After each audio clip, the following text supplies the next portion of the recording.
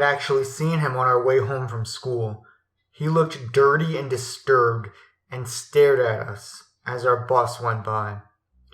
We even made jokes about him, probably as our way of pretending we weren't afraid. He was incredibly out of place in our middle-class suburb, so his mere presence felt threatening. Thus, our panic when the three of us got off our stop and saw him at the corner, about to look in our direction. He was between us and our houses, and the bus had already pulled away, so we bolted for the buses of a nearby yard. We weren't sure if he had seen us, but we peered through the leaves and saw him stalking our way, muttering randomly. Tim, my neighbor, insisted that he'd seen a large knife in the man's ragged clothing. Danny, a kid I hardly knew who had just moved into the neighborhood, insisted that he was imagining it. That Tim's glasses must have reflected the sun wrong or something. Still, we were terrified, and the sidewalk was going to bring him right by us. It was Tim that broke and ran first, keeping low. I followed, my heart pounding as we dove into the darkness underneath the porch of the unfamiliar house we'd been hiding near. As we squeezed our bodies against the dirt, the grimy wood pressed into our backs, barely giving us enough room to breathe. From our hiding place, we could see the disturbed man turn into the yard in front of us and begin searching around, hitting the bushes and muttering angrily.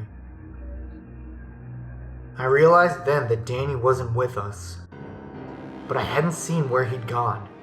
Tim had lost his glasses back at the bushes, and he just huddled in the shadows next to me in a near blind terror. We stayed there in silence, waiting. Every so often, whenever I almost thought it was safe to come out, footsteps would creep across the wooden porch above us. Tim almost sneezed once, but I covered his mouth and nose in stark fear. We waited there so long that the tone of the sunlight began to change.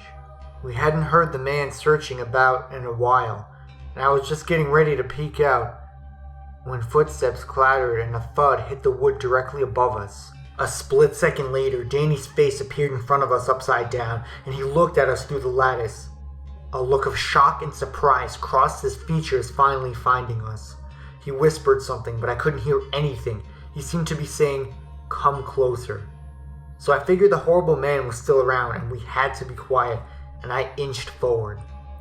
Danny's features grew fearful, and he kept indicating something above us.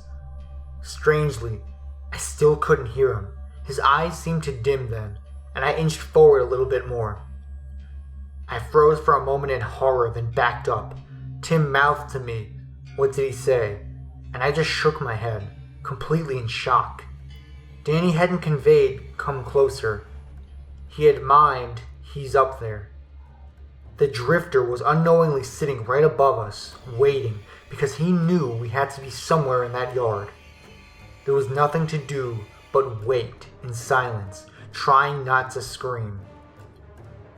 I was glad Tim had lost his glasses.